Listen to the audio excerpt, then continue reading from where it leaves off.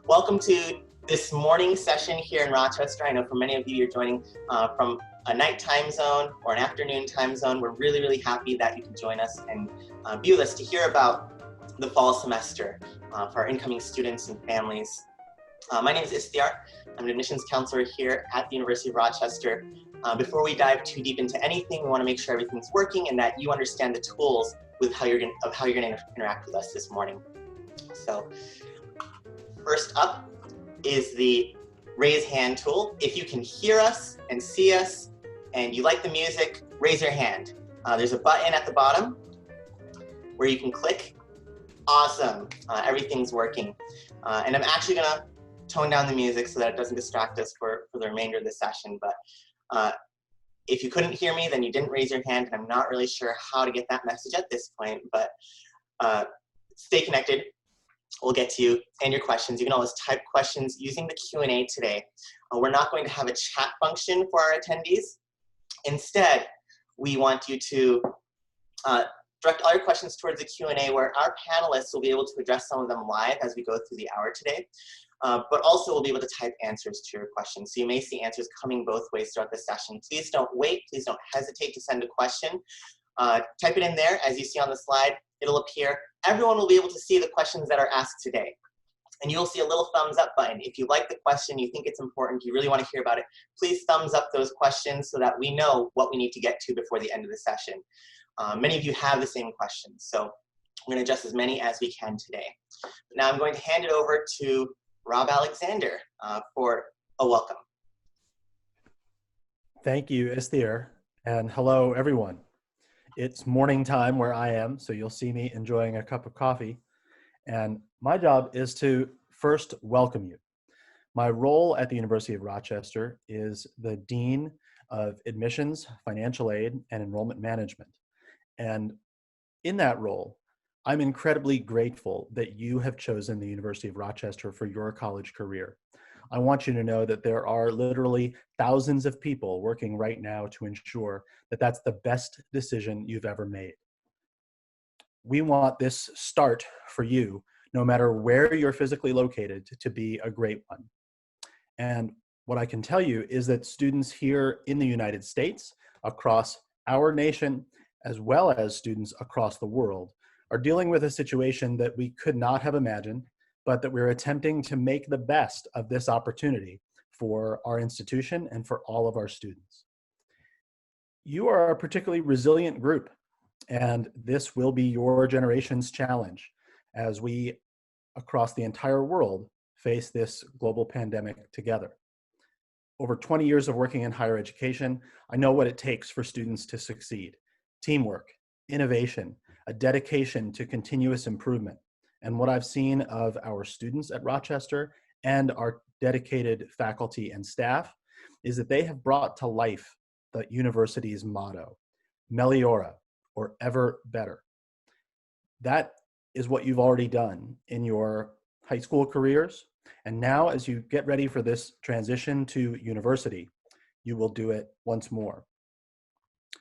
Students are going to begin in all sorts of different ways. We will have some of you that can make it to campus, physically arriving on time for a great start. We've got protocols in place to keep those students and all of our community members healthy and safe.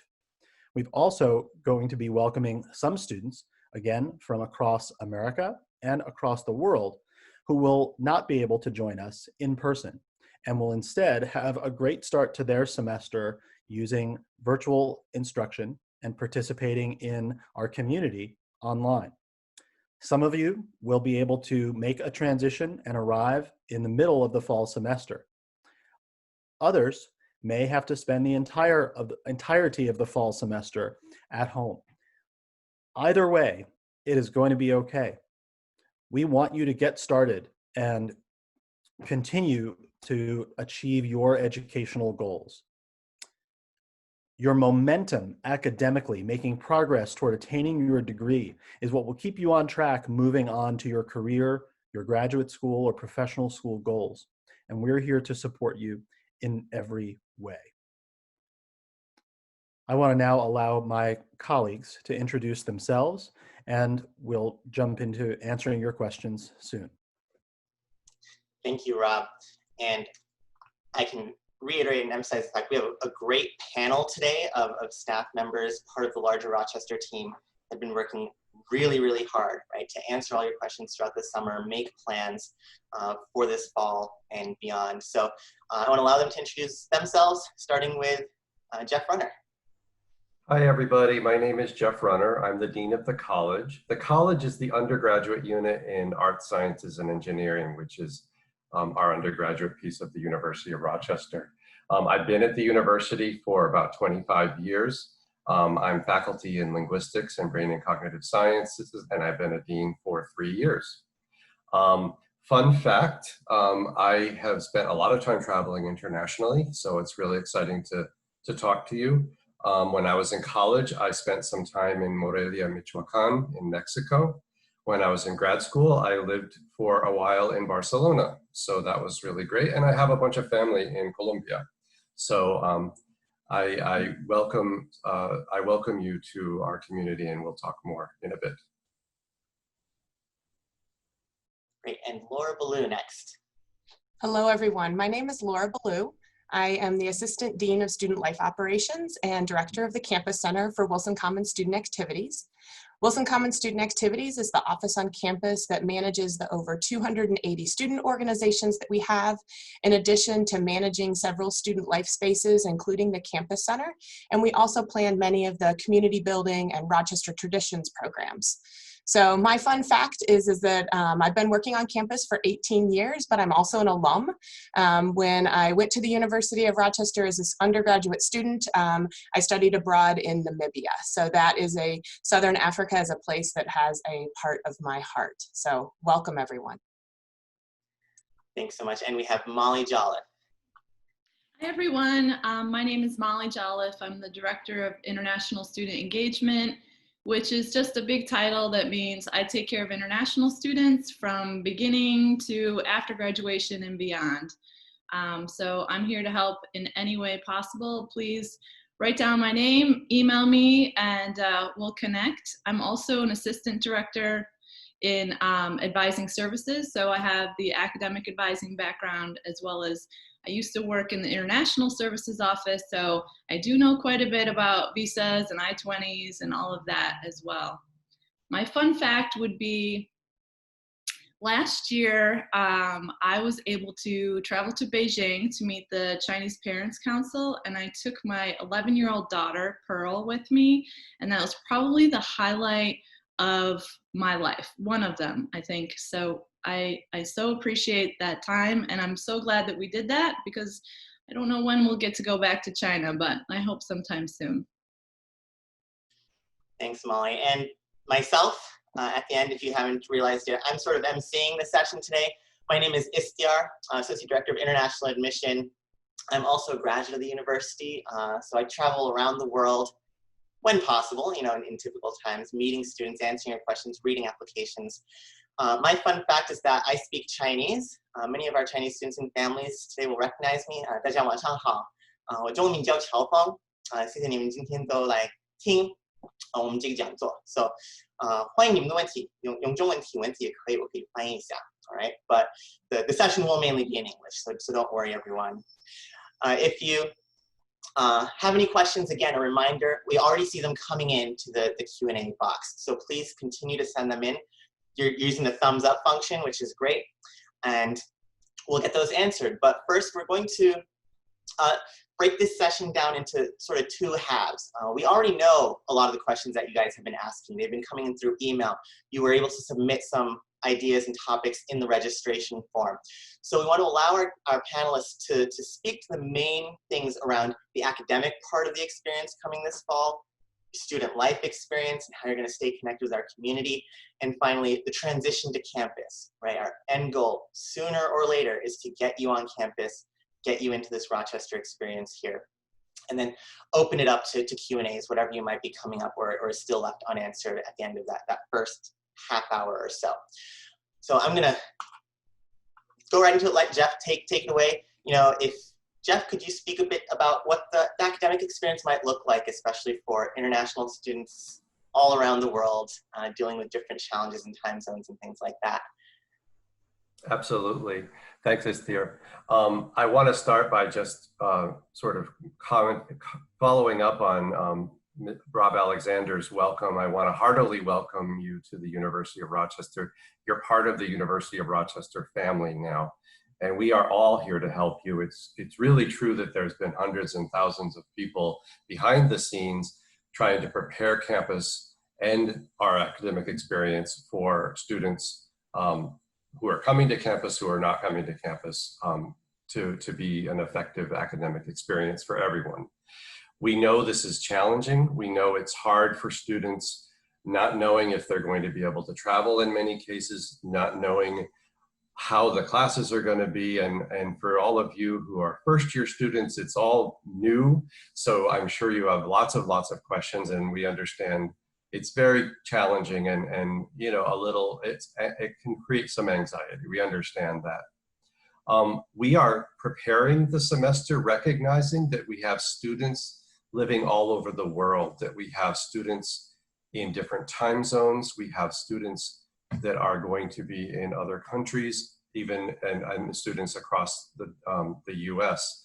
A number of our students will not be able to make it to campus this year. Some of you will not be able to make it to campus this semester. Some of our domestic students won't as well.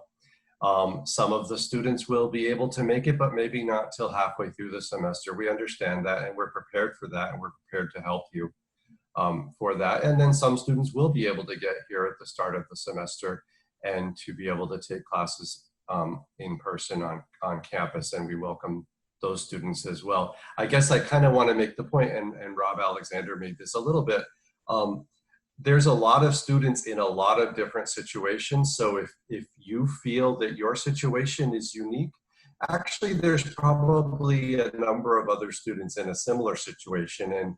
And one of our goals is actually to connect you all so that you start creating community.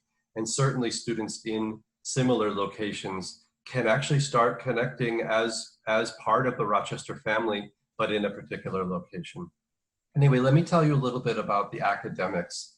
So I want to start from the position that all of our instructors have known since the beginning of the summer that our students were going to be in very different locations. Some of them will be on campus, some of them will be abroad or remote, and of course some will show up partway through the semester. So the instructors have been designing their courses with those thoughts in mind. So they're carefully redesigning the courses to be effective in both online and hybrid formats.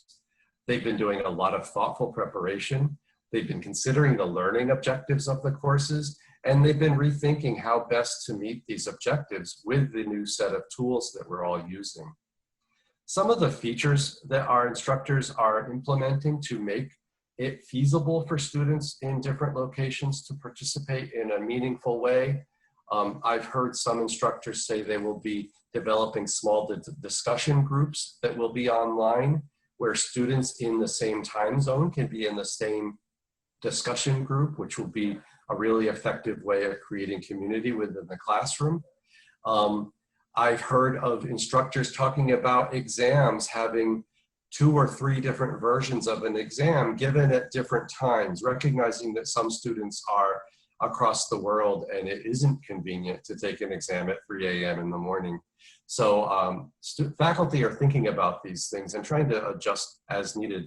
A lot of faculty are creating asynchronous content, which has been specifically prepared to be effective and in supporting the academic needs, goals of the course.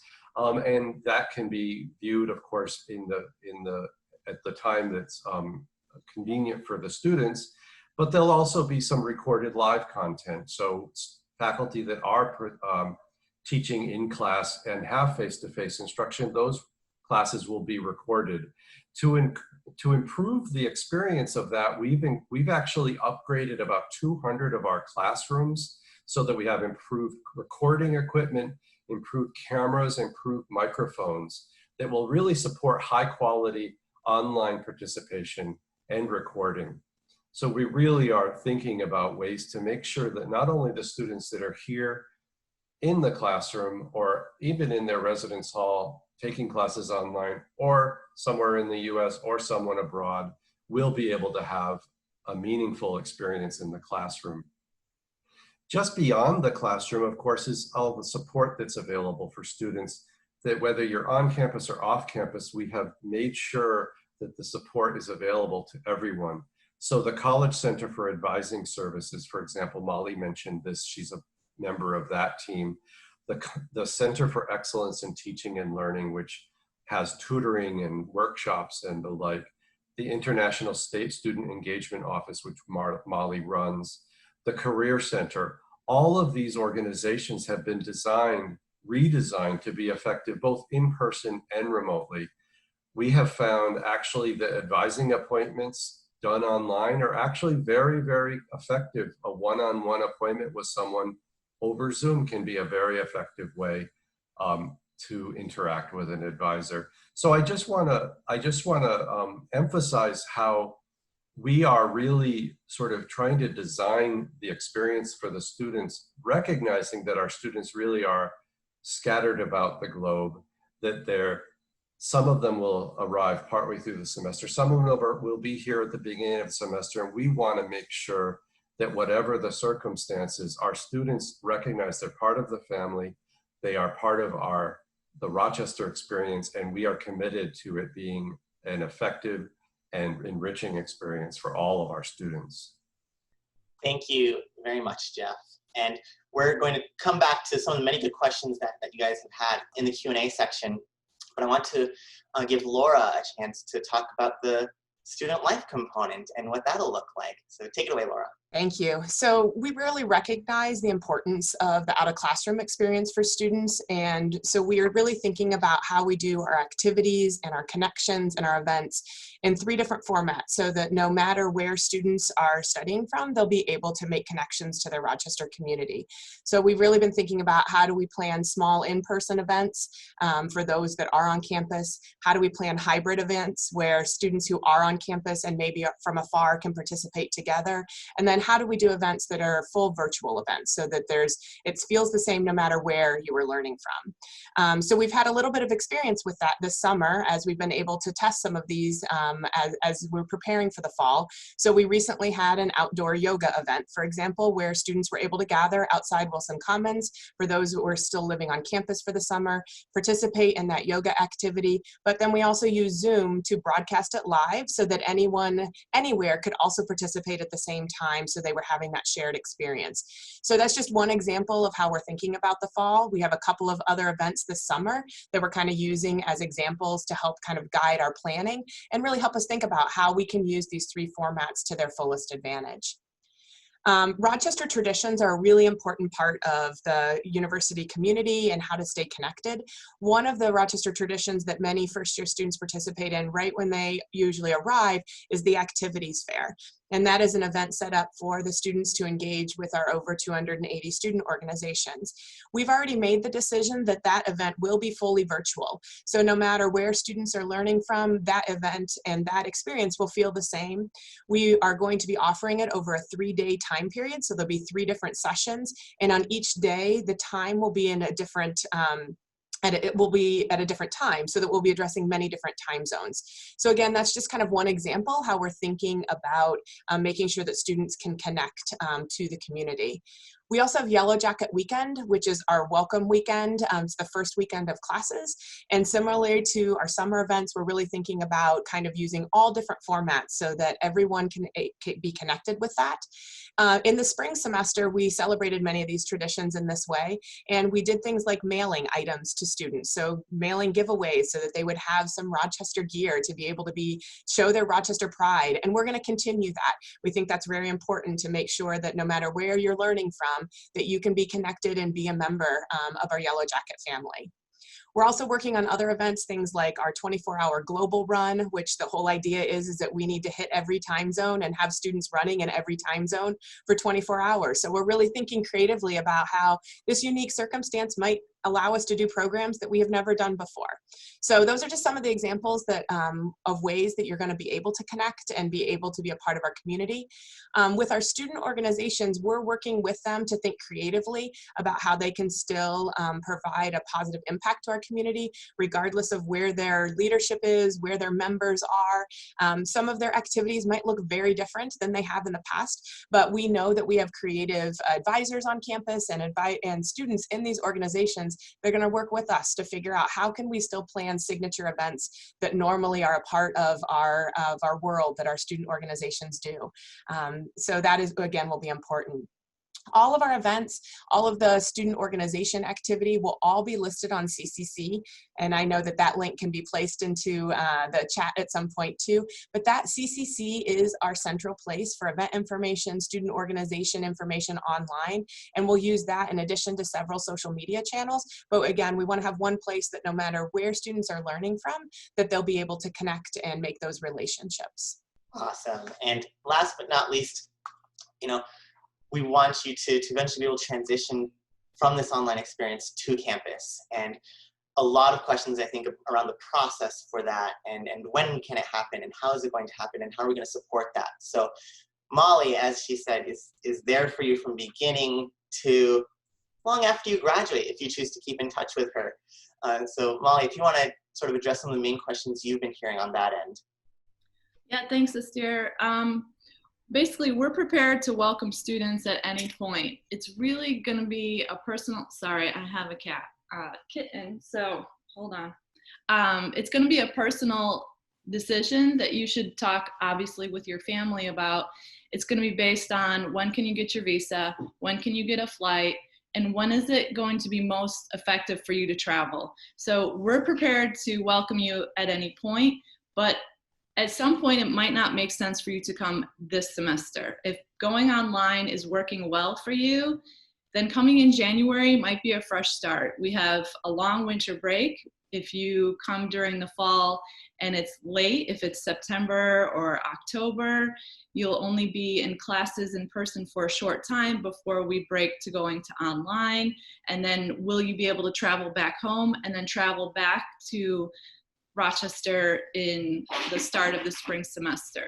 So it's going to be a very personal decision, but whatever you decide, we're here to respond to that and to welcome you when you do arrive to campus, or welcome you in the spring at that point. We expect a large amount of students coming internationally to arrive in January or whenever the spring semester starts, which that information will be coming soon.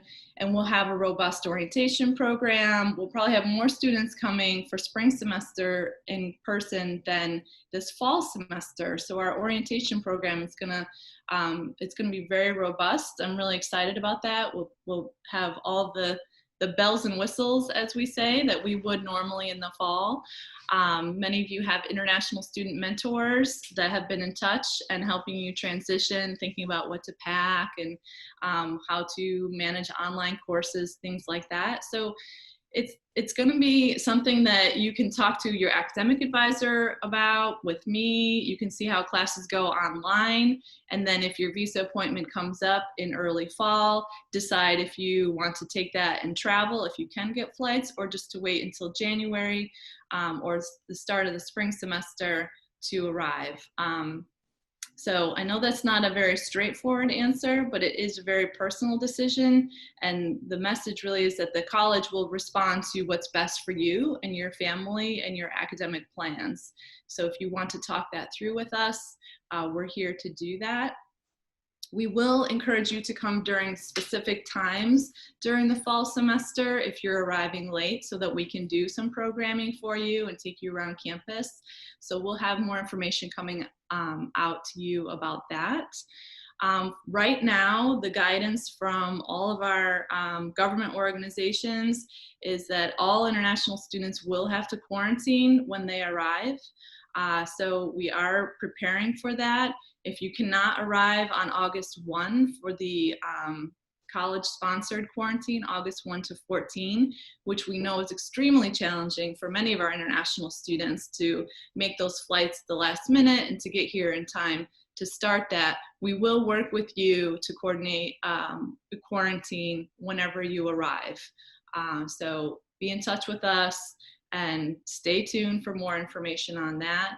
Unfortunately, it's all international countries coming to the US. There's no distinction if you're coming from Canada or if you're coming from a hotspot. It's all the same. There's no nuanced approach to this. It's the government has just said all international at this point. We are hoping that a proposal we put into the governor would help to diminish that quarantine time by doing testing before you depart and then also testing when you arrive, but that's not yet approved. So we have to go forward with a plan that all students coming from overseas will quarantine. So continue to plan for that. But as always, watch your email and do these webinars and your homework, and you'll get the latest information as it unfolds, because things are very fluid and flexible at this time. So we're doing our best to prepare and have many backup plans as well. Thank you for all that sharing, guys. And I think we did a great job. I think we've left plenty of time for questions, which is really the ultimate goal of this session. And I will just say our attendees are doing a great job upvoting the questions they want answered, and I have tried to save those to be answered live because they're important to so many people. I'll remind our panelists, as others are answering questions, if you want to scroll down to the bottom of that Q&A and maybe get through some of those questions that we may not get to address live, that may help some individuals as well. But do keep in mind, if questions are too individual or need really one-on-one conversation, we're all accessible. We're going to leave our contact information, and we can connect after this session to work through your individual case. So the first one, we'll start easy, but maybe a little complicated for many students, right? Health insurance, right? If students are staying at home in their home country, how can they work with adjusting their insurance requirement? Maybe Molly, you know about this? Yeah, sure. So our system right now is being updated to accept a third option, but right now it's not set up that way. So when you go to do the insurance waiver online, it won't work for students who are staying home and studying online out of country. So you do need to email the insurance email address. I think it's insurance@uhs.rochester.edu. Esther will put that up for you.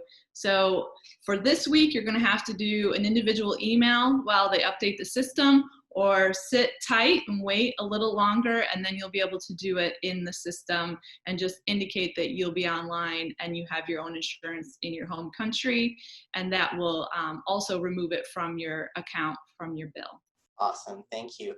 The next one, I think, requires a little bit of nuance and differentiation. There are students dealing with I-20 issues, and I think one way to ask this question of do I need a new I-20 to take online courses this fall, right? Students are coming from so many situations, transferring from US high schools, initial attendance, right, coming to Rochester in the US for the first time. So what should students make sure their I-20 says, and what should they have?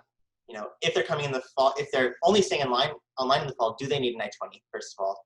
And then as they are planning to arrive maybe mid-semester, what should they make sure about their I-20? Yeah, so ISO is having a session tomorrow, I think, for students again. I really recommend that everyone log into that because the guidance is changing in that world as well. I don't know that you'll need an I-20 for fall. If you have one, we may be able to keep that active for January if you're, or for spring semester.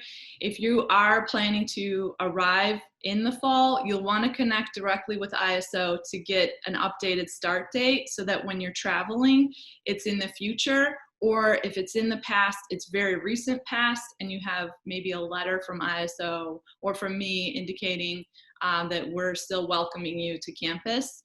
You are allowed to arrive 30 days after your start date on your I-20, but we usually like to keep that within a few days rather than that old.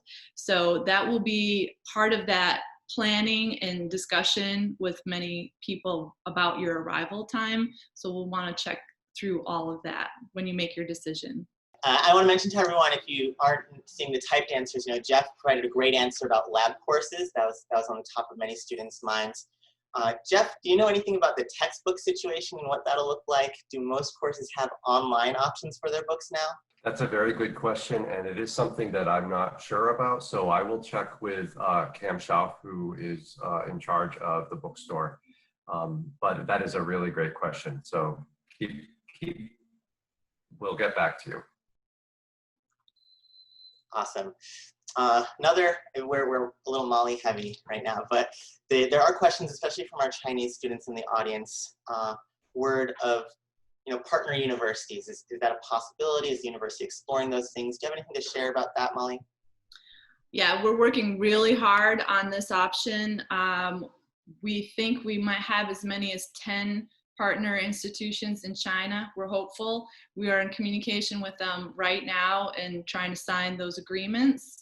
It takes a lot of work behind the scenes to make those agreements possible. So we're working as quickly as we can, but I'm hopeful that we'll have around 10. And the way that we will roll this out to students, it will be through our Education Abroad office, and you will apply as if you're doing a study abroad.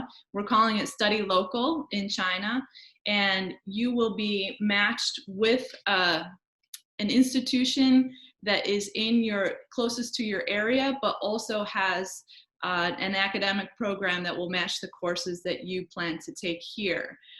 This will not be for students who are outside of China or students who can do online with us, because doing online with us would be the first priority. This is for students who are unable to have a good internet connection, unable to travel to the US at any point. So we want to confirm that that criteria is met, then you'll be eligible to apply. We don't know how many spots we'll have yet, but you will not be able to pick the institution necessarily. You might be able to suggest which ones you'd prefer, but it will be based on our students with the highest need to study locally, and then also academics. We are literally working on this every day right now and hope to have something out to you next week. So hold on a little bit longer for that information. Thank you. And yes, things are evolving in many ways. So while we may not have the complete answers for everything right now, I see Jeff taking notes. We are following up on any question that we don't have the answer to today. But I want to, go to maybe a broader question that's been asked in the audience, and this might be a Laura, Jeff one too, right? Is studying remotely going to be as enriching as studying on campus? And that's a big question, but can you speak to your thoughts on what that experience will be like and how it might compare? Well, how about I start and then I'll send it to Laura, because I think actually between the two of us, this is a primary thing for us. We really are working hard to make sure that the experience of the students that are studying remotely is as enriching as possible. It's going to be different being remote versus being on campus, but as Laura mentioned, even a lot of the activities that are happening on campus are actually going to be virtual. So even students who are on the campus and are going to some classes face-to-face, a lot of them will also have online courses, and a lot of them will be doing activities that are virtual. And this is just because of the restrictions that we're all facing regarding social distancing and the like. So it is certainly our plan to create, certainly the academic piece should be as enriching as ever. But I'm a huge believer that part of being in a college like the University of Rochester is not just what happens inside the classroom, but also what happens outside the classroom. And that is the part that is really, really important to make sure is available for students studying remotely as well. And that's really where Laura's efforts come in. Yeah, and I can just reiterate what Dean Runner said is that our goal is to have it as enriching as it can be, no matter where students are learning from. We've learned some lessons from the spring and from the summer, and so we're going to try to apply those to improve it in a different way. And as mentioned before, I think also what campus will look like will feel very different, so you won't necessarily be missing the experience that you thought you were. So just to give an example is that according to New York State guidelines, we cannot have gatherings of more than 50 people. So even when we're doing an on-campus event, we cannot have more than 50 people gathering at one time. So those experiences, even for those who are going to be able to come to campus life is going to look very different. And so it's going to challenge us to be creative and to work with each other. I know that from working at the university for 18 years, students often have better suggestions than I do, especially when it comes to technology, about how to make sure that we're making these connections in a positive way. And so I think we'll be looking to some of you, if you have ideas about how we can make sure that you're meeting people, that you're connecting with people, or letting us know we tried something and that didn't work. We're really open to feedback. We want to make sure that it is meeting people's needs and is meeting our goals. So I'm looking forward to a really collaborative, changing way. I think that the way we start will look different because the way it just is a changing environment right now. But I'm looking forward to figuring it out in partnership with all of you, with our current students who I think are really eager about how to welcome incoming students, and all of the members of our campus community. Thank you, guys. Next question is, I'll let Rob take it, but there are many people asking about deferrals in the session and outside the session. So could you address the possibility of deferring and what options will continue to look like for the rest of the summer and fall? Certainly. The first thing that I want to draw a distinction between is, I think this question is about deferring your enrollment and your official start at the institution. There are also separate questions for ISO about deferring as it relates to your visa status as a technical term. So in terms of your start at Rochester, because of all the things that you've already heard from these expert panelists, we really believe that the best option for students is to get started in whatever manner that is. And we really believe that the online start for students who can't arrive, whether those students be in California or in Mumbai, India, will be a fantastic one. That said, the official deadline for students to request to defer their enrollment was July 1st. And even those requests were not all granted or guaranteed. Each student asking about an option to defer had to submit a very robust plan for what they would do with that time. We are in a situation now where we are making plans for students and where we have mechanisms, and I think the other panelists can talk about the mechanisms to update us about your plans, whether you intend to arrive on time, whether you intend to start online with the hope of coming mid-semester, or whether you intend to complete your entire fall semester online. I will also say that because of the health-related impacts to, in some cases, students, in others to their immediate families, we are having some students with extraordinary circumstances. And if you are in that situation, something arises that is truly extraordinary, contact your admission counselor. For some of you, that is there. And we'll discuss your situation and determine what's possible, discuss the detailed plans about what you intend to do during your deferment. Deferments are not guaranteed. They will need to be approved because we take into consideration the validity and the value of the time that students are spending away from the academic environment. Again, that will also likely interrupt your progress toward eventually graduating from University of Rochester with your bachelor's degree on time. So again, the best advice, because of both the ways that our faculty and our co-curricular staff will engage students in online learning in and out of the classroom, and because we want to keep you on pace to meet your educational goals on time, our suggestion is that at this point, students do not choose to defer. Thank you very much. Quick reminder, we're doing great. There's so many questions coming in. So our audience members, if you are scrolling through questions or you have a question, you see one that matches yours or you want to hear about it, please do keep those upvotes coming. One maybe a smaller question about health forms, and I can address part of this. We have mailed health forms out to all of our students around the world, but sometimes there may have been mailing delays for certain students. Molly, what is the situation if a student hasn't had their health form filled out or hasn't even received it? Can they come to campus and complete that later? Yeah, so this happens every year because mail is difficult.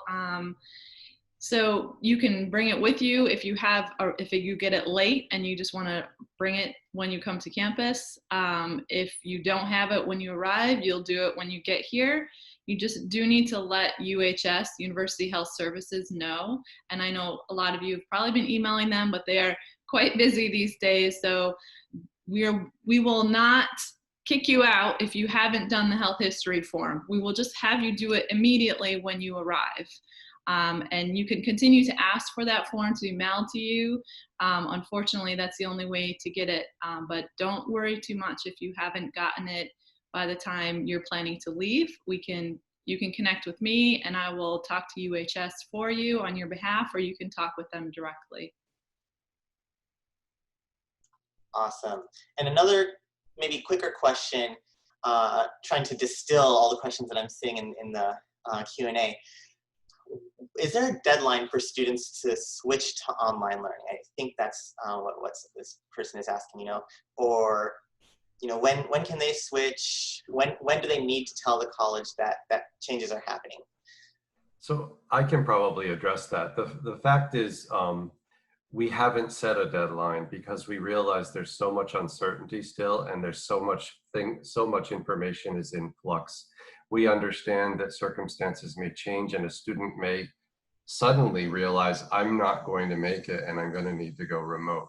So for the time being, we haven't created a deadline for calculating that. How to declare that currently, and this is going to change hopefully within a week, but currently if a student wants to go remote, they are recommended to email Residential Life, and share with them that they will be staying remote. Res Life then shares that information with financial aid, with the bursar's office, and with other offices that would need that information.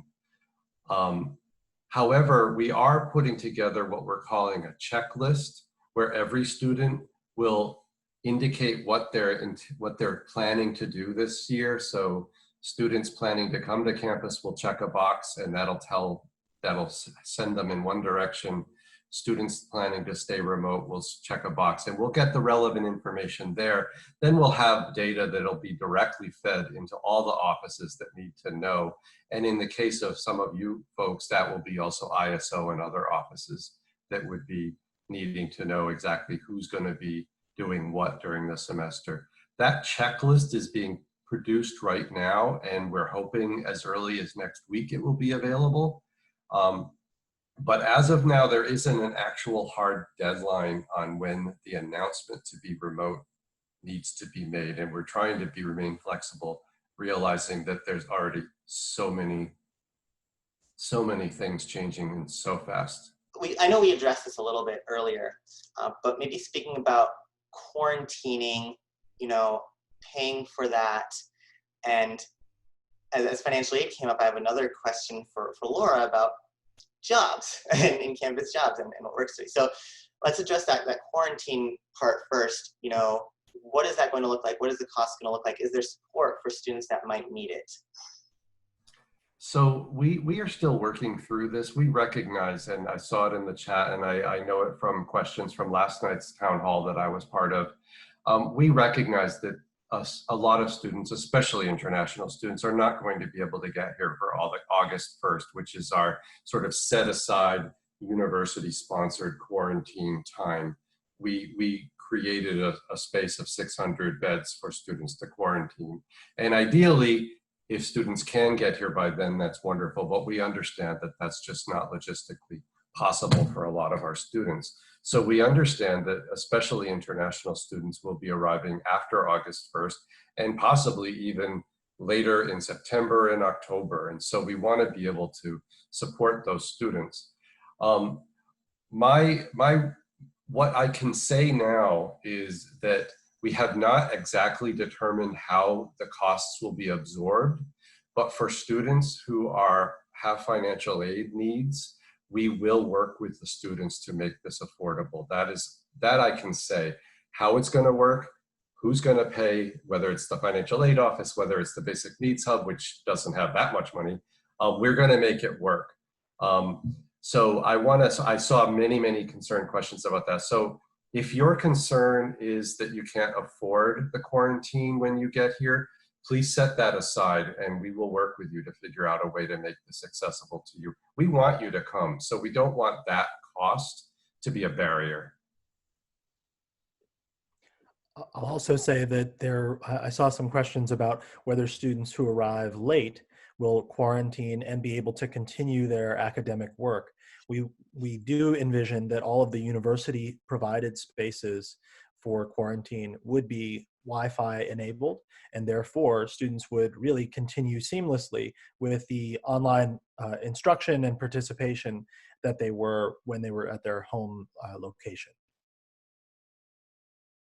And students, this should be part of that conversation of if you can get here in October, but you need to quarantine for 2 weeks and do your courses online, you have to start thinking about your risk analysis and your cost benefit analysis. Is that really worth coming all the way here to go into quarantine and then classes end shortly after? So there's a point when the scale tips in favor of waiting until spring semester, but the priority still is that we want you in person here as soon as possible. So, Molly, while we have you on that, are students able to stay on campus over winter break? Yeah, we always have winter break housing and dining options available for international and domestic students.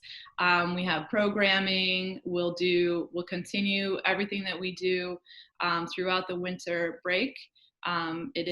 It is quiet, it is cold, it is a good time to catch up on reading and movies, but it will be available to students who need it. All right, and Laura, you may know, or we may not know, what the regulatory framework still is around working a campus job when you're not on campus. So I'll try to answer that from the information I know. And so I know I did see a couple questions about employment, and I'll try to answer it from a couple different perspectives. If you are a student who is able to make it to campus and are thinking, will there be jobs available? I can tell you that there are departments that will be hiring. As someone who is opening buildings right now, we do have jobs available. My understanding is that for students who will be learning remotely but still in the United States, that there will be potential offerings available for that. But my understanding is that those remote offerings would not be available if you are learning remotely outside of the US just because of the regulations. Thank you. All right. We're getting through a good number of questions and we have time. There are several lingering questions that maybe came in before we addressed this. When is there a survey or form coming out to indicate my fall plans? Remember that currently, correct me if I'm wrong, panelists, but currently you should be contacting Res Life, right? Residential Life, to update your preference if you're staying in your home country. Or if you're coming to campus and you already have your housing spot, no need to worry, that spot will be here for you. But billing, I think this is a good point actually. How will billing look like if someone arrives mid-semester and they are getting housing, but not for the whole semester? I guess I'm supposed to know that. I can jump in. Go ahead, Jeff. Okay. Actually, Molly, you may be more up to date on this. I do believe we're going to prorate, but I'm not exactly sure how that's going to work. Yep. So dining and housing will be prorated based on your arrival, so that's why we need to stay in close communication. Some students are nervous, as either they're staying online for the fall or they're planning just to start in the spring. Will there be housing for them? What is that going to look like? Are we saving that for them? So for students who are arriving during the semester, absolutely, we're holding on to their rooms for sure. For students that defer to spring, I believe, well, let's talk about the students that will stay remote for the fall. If you've had a housing assignment originally, you will still have a housing assignment in the spring. So we're trying to make it possible for students who are unsure what they can do, whether they're going to arrive August 1st, August 27th, October 15th, or next January, that there is housing for you. We're less sure about students who defer, but maybe Rob remembers what we said about that.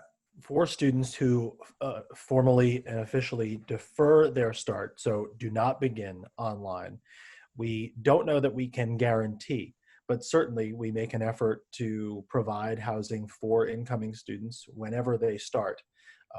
And the question will be how many students during this process where so many students are deciding, how many students end up on campus during this fall semester and plan to then remain into the spring?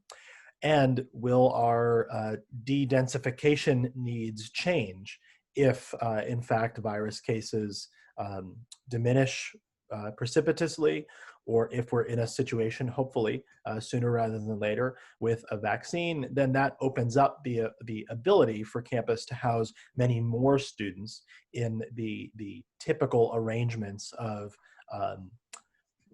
rooms, roommates, et cetera, across the campus. Let me correct myself, because our policy is to house all first-year students, even if they start in January. So I was getting a little bit confused about all of the different moving parts, as you can imagine. But actually, no, if a student defers to January, we will house them on campus. If they defer till the following fall, we will house them on campus. That is a guarantee. We will figure out a way to work it. I realize the numbers may be higher than normal, but we will do that. It is something it's important for first-year students to live on campus. That is something we're committed to. And let me clarify back to talking about dining being prorated. That is true. If you indicate you're going remote online for the entire fall semester, there will not be a housing space available for you. If you indicate you hope to arrive, then you will pay for the whole semester of a room because your space will be held for you. So for dining prorated, for housing, it's one price for the semester, and that room will be here when you're ready to arrive. So that is not prorated. Great. And if anyone uncertain about, what the final answer is, please email us. We're here for you to clarify that. Our friend Joe Testani isn't here, but if anyone has an idea, what might internships and opportunities look like, and career services look like for students that aren't on campus this semester, or on campus for that matter? Well, I can start that. The Career Center, just like a lot of our offices to support students, have converted all of their activities to virtual format. They actually are running things now where no one's in the office. Everyone is doing everything remotely, and they're having successful workshops and advising sessions and the like. And this will be something that will continue during the fall. And as I mentioned, even students on campus will participate in remote activities, virtual activities, because that is sort of the way we're setting things up. Are there differences, that U.S. citizens living abroad should consider as they arrive back in the United States, or is it essentially going to be the same simply because of it's the location you're arriving from rather than your passport? Yeah, so it won't matter so much. It's your location that you're coming from, and your quarantine will start when you start quarantining. So quarantining doesn't mean that you've stepped foot in New York State or another state that's not on the list of states that need to quarantine, but it's when you enter the home or the apartment or the space for which you will not be leaving for 14 days. So that's when your quarantine day starts, and that will, at this point, have to be required for all people coming from outside of the United States. But if you're able to come and go to one of those states, that question was in there too, that's not New York State but isn't on the list, that would be fine. But you'll want to document that. You will have to sign an attestation, I believe, when you arrive with UHS, indicating that you've been in a safe place for 14 days prior to coming to campus.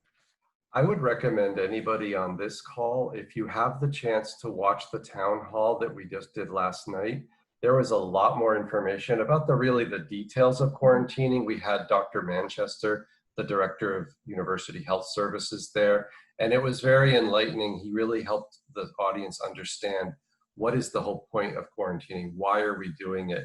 This is something that's actually for the health and safety of our entire community. So if you do have a chance to look at that, it answers some of the questions that are coming up here as well. So that would be a resource for everyone, I think. And we can follow up to all the attendees today and email them with those resources, a link to that recording if needed. Yeah, and he goes into the difference between quarantine and isolation and why we'd be testing everyone, because if you come in and need to quarantine, test positive, then you have to move to isolation. So it's very helpful to understand all of that. Cool. I see one last small question that I hear in the murmurs of anxiety with students, so we'll address that and then wrap it up. My roommate isn't able to make it on time. Am I going to be assigned with someone totally random, even though I've indicated a preference after that? No, I don't think so. So just like if you can't make it on time, your space is being held, your roommate who can't make it on time, his or her space is being held.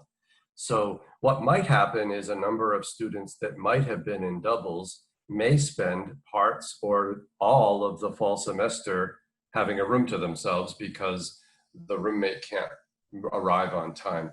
But we're holding those spaces, as we mentioned earlier, except for in the case if a student sort of officially says, I'm going to just stay remote the entire semester.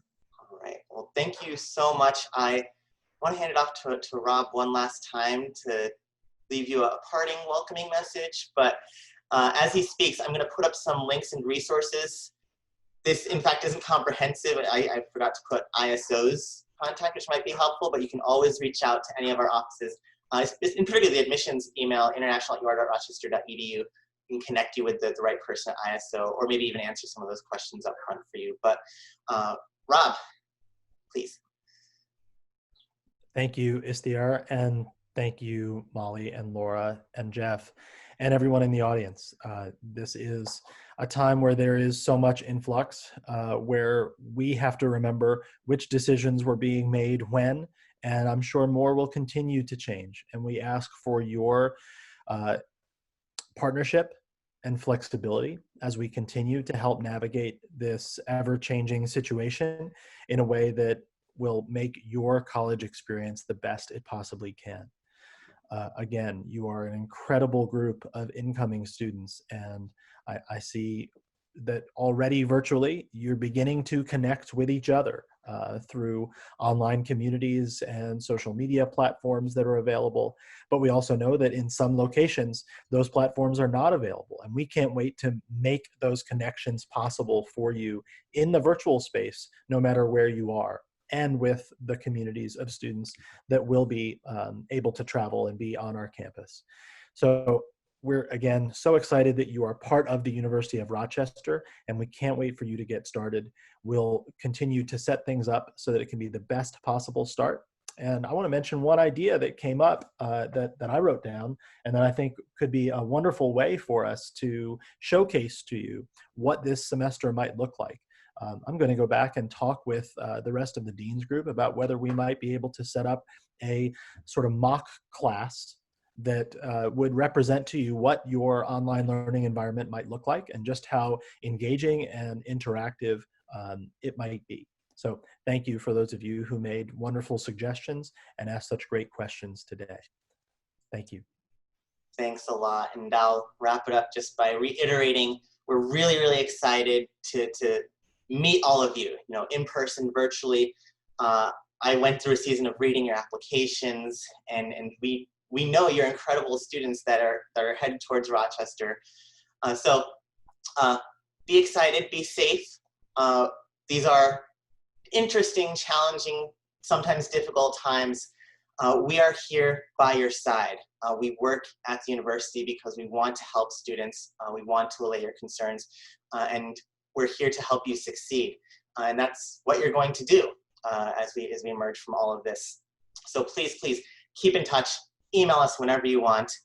Thank you everyone for attending today. And keep in touch with any questions you have. Please email those our way, and we'll see you when we see you at another Zoom session or here on campus. Have a great night and have a great morning, everyone. Thanks, everyone.